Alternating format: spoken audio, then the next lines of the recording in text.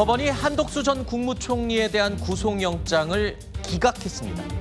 내란 특검팀은 360여 쪽 분량의 의견서를 미리 재판부에 제출을 했는데요. 영장 심사에서도 160쪽 PPT를 준비해서 구속의 필요성을 거듭 강조했습니다. 하지만 윤석열 정부 2인자의 신병을 확보하는 데는 실패했습니다. 법조계에서는 향후에 특검 수사에 차질이 불가피할 거라는 전망도 나오고 있습니다. 자, 관운의 사나이라고 불리던 한덕수 전 총리 구속 위기를 넘기고 어젯밤 늦게 귀가했습니다.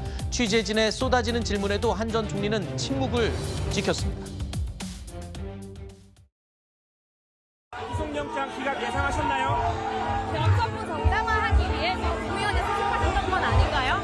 선물을 받았는데 왜 안 받았다고 하셨습니까? 대원 문건 보는 모습까지 확인됐는데 내란에 동조하신 건 아닙니까? 대원 당일 추경호 의원과 통화한 내용이 뭔가요? 사고 수사에 적극 응하실 계획이십니까? 법원은 한덕수 전 총리의 구속영장을 기각하면서 세 가지 이유를 크게 들었습니다. 첫 번째는 증거인멸과 도주 우려가 없다고 판단한 것이고요. 이와 함께 법적인 평가와 관련해서 다툴 여지가 있다라고 판단을 한 건데요. 특검팀은 이 사실관계가 아닌 법적인 평가에 대해서 다툴 여지가 있다는 부분을 우선 주목하고 있습니다. 좀 말이 어렵습니다. 이게 무슨 차이입니까?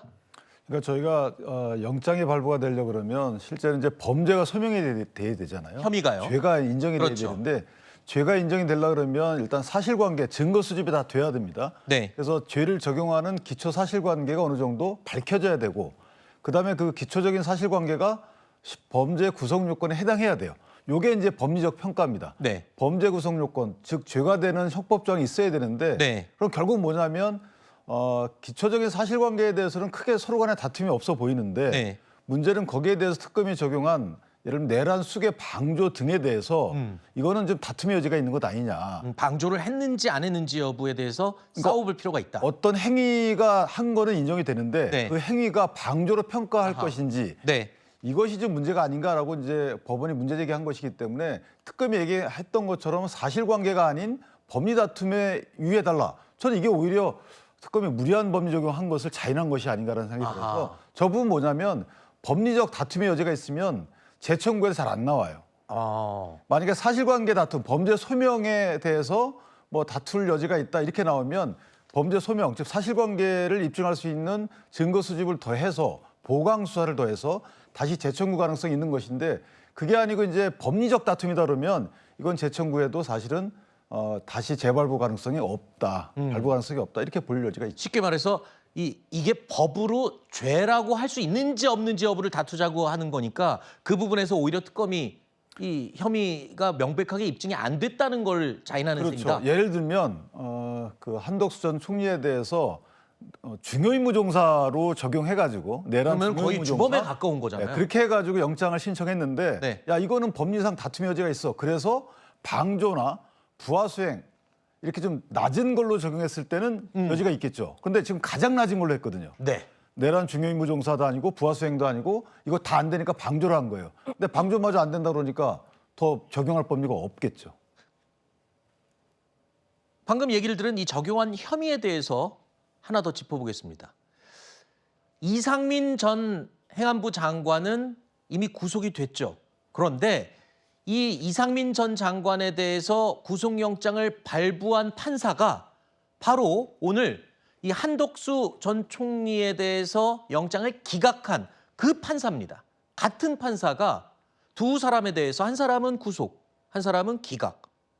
두 사람의 운명이 엇갈리게 된 건데 거기에 이제 결정적으로 방금 말씀하신 이 혐의, 적용된 혐의가 달랐다는 겁니다. 특검은 한덕수 전 총리에 대한 구속영장을 다시 재청구할 것을 검토할 것으로 예상이 되는데요. 그런데 지금 한덕수 전 총리가 했다는 행위 자체는 그대로 똑같습니다. 근데 적용하는 혐의가 달라진다고 하면은 영장이 또 기각됐다가 나올 수 있느냐. 그 부분에 대해서는 아까 말씀하신 것처럼 가능성이 좀 낮아 보인다. 이 말씀이신 거잖아요. 그렇죠. 왜냐하면 방조는 이제 내란 관련돼서 다른 구성 요건적 행위에 해당하지 않는다고 특검도 스스로 본인도 판단한 거예요. 네. 그래서 가장 낮은 방조 혐의를 적용했는데 영장에 발부가 안 됐는데도 불구하고 다른 거 적용할 게 없는 거죠. 네. 그렇군요. 자, 이렇게 한덕수 전 총리에 대한 구속영장이 기각됐다는 소식에 민주당과 국민의힘에서는 각각 엇갈린 반응을 내놨습니다. 한덕수 전 총리에 대한 납득할 수 없는 법원의 영장 기각 결정에 대해서 규탄하는 성명을 발표하고자 합니다. 국민들은 이미 윤석열 전 대통령 구속 취소라는 석연치 않은 판결을 지켜봤습니다. 이번 기각은 법원의 공정성, 절차적 정의에 대한 국민의 불신을 더욱 키웠습니다. 법원의 권위는 투명성과 공정성에서 나옵니다. 이를 스스로 무너뜨린다면 남는 것은 불신과 분노뿐입니다. 지극히 당연한 결정이고 법원의 결정에 대해서 환영한다는 말씀을 드립니다. 이 시점에 청구한 영장이 기각됐다고 하는 것은 특검이 얼마나 무리한 특검이고 정치 특검인지를 스스로 말해주는 것이라고 생각합니다.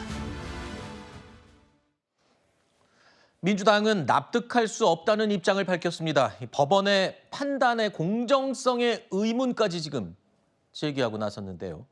그런데 언론에서 이미 많이 나왔던 얘기입니다. 법조계 일각에서도 처음부터 한 전 총리에 대한 구속영장 청구 자체가 좀 무리하다라는 평가를 했었거든요.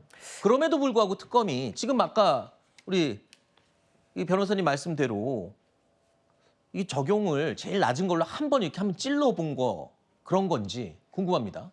근데 일단은 이제 한 전 총리가 사실은 진술을 이번에 바꿨잖아요. 그러니까 네. 그동안 국민들 앞에서 했던 거는 위증이었던 게 드러난 거고, 사실 뭐 계엄 선포 과정에서 뭐 본인은 말렸고, 그리고 뭐 계엄 선포문도 집에 와서 정신 차려 보니까 이제 주머니에 있었다, 이런 취지로 이야기를 했는데, 그게 CCTV라든지 이런 내용들을 봤을 때, 그리고 특검에 가서 진술을 했을 때 말이 사실과는 다르다라는 것을 확인하게 된 겁니다.